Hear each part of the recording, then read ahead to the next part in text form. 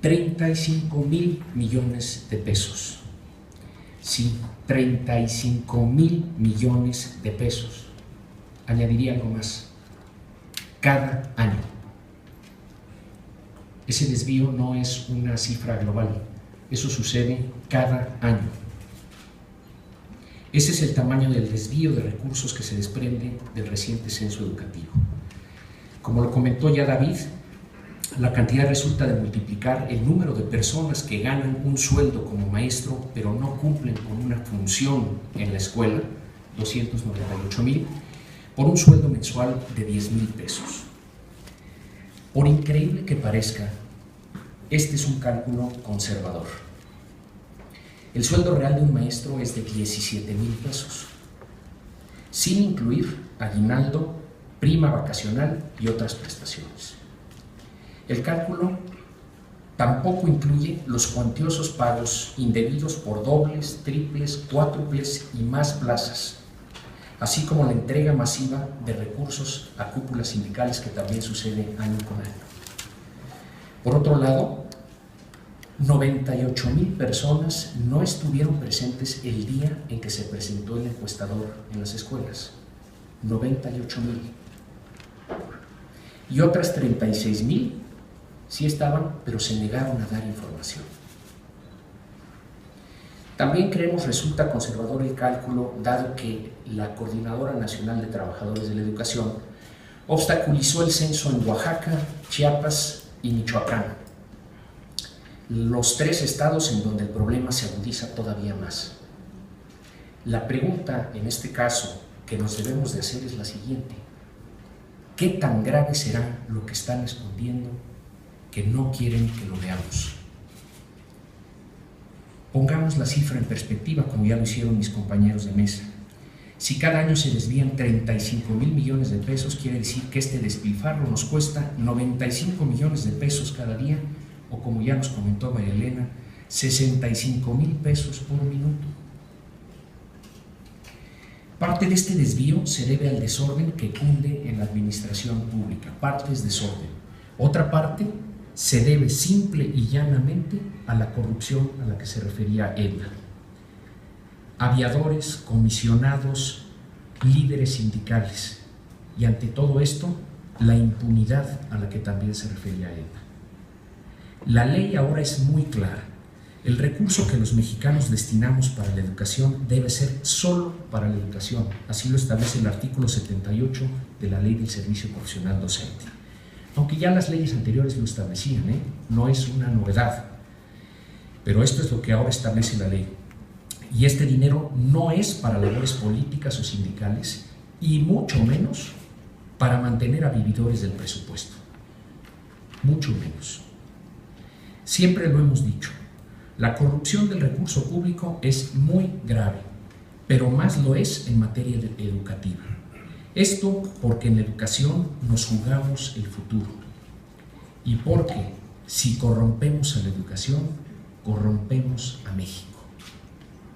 ¿Qué ejemplo le damos a los niños si desviamos el dinero destinado a su preparación? Además, mucho del dinero que se desvía acaba en manos de quienes de manera soterrada o abierta se oponen a la urgente reforma del sistema, al Sindicato Nacional de Trabajadores de la Educación y a la Coordinadora Nacional de Trabajadores de la Educación. Yo me pregunto, y creo que todos nos debemos de preguntar, ¿qué sentido tiene seguir financiando a la resistencia, a la oposición al cambio?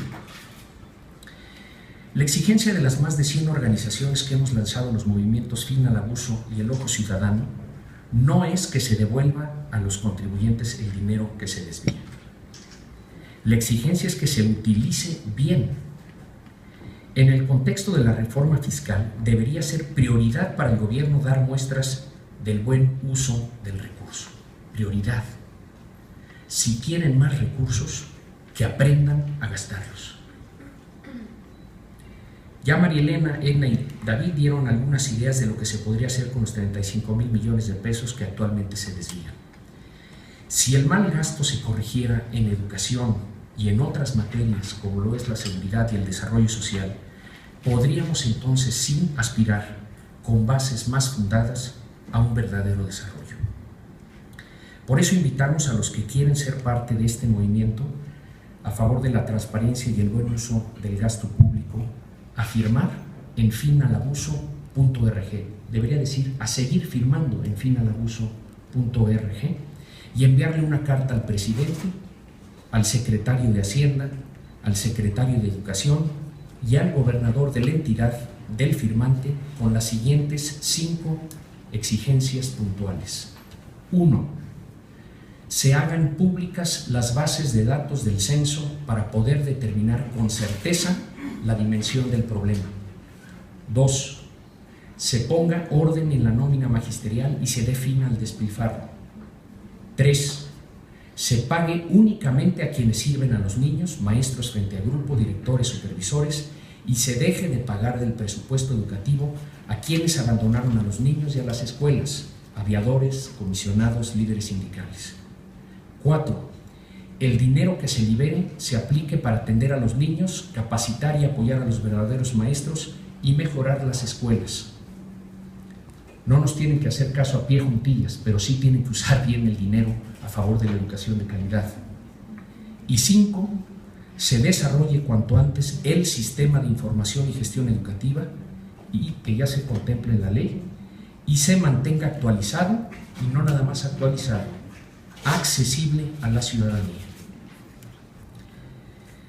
Como ya lo comentó David, con el fin de usar cada medio disponible a los ciudadanos para combatir la corrupción y el mal gasto, Mexicanos Primero presentó en fechas recientes denuncias formales ante las Contralorías de los Estados y o los órganos internos de control de las Secretarías de Educación de 31 entidades, porque en el caso del Distrito Federal es la Secretaría de Educación Pública quien maneja el recurso, para que se inicien los procedimientos para determinar la responsabilidad de los servidores públicos que hayan quebrantado la ley.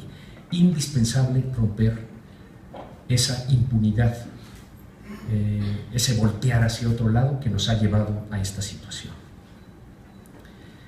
Por otro lado, y como recordatorio del dolor de los mexicanos al ver que su dinero se desvía y roba, así como de su deseo de que esos recursos se usen con probidad, en días próximos echaremos a andar, y les invitaremos puntualmente, echaremos a andar el robómetro, un espectacular electrónico que sumará 95 millones de pesos cada día hasta que este problema se corrija. Por último, queremos informar a la opinión pública a través de nuestros compañeros de los medios de comunicación que la primera sala de la Suprema Corte de Justicia recientemente atrajo un amparo interpuesto por Mexicanos Primero en contra de omisiones de autoridades que resultan en el desvío y mal uso del recurso educativo.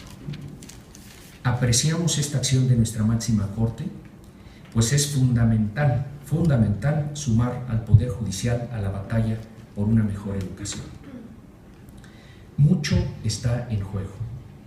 Los ciudadanos, al hacer estas peticiones y acciones, buscamos nuevas muestras de compromiso con la urgente reforma educativa y también pruebas de que el gobierno es, como reza su publicidad, eficaz en el uso de los recursos que le han sido confiados. Muchas gracias.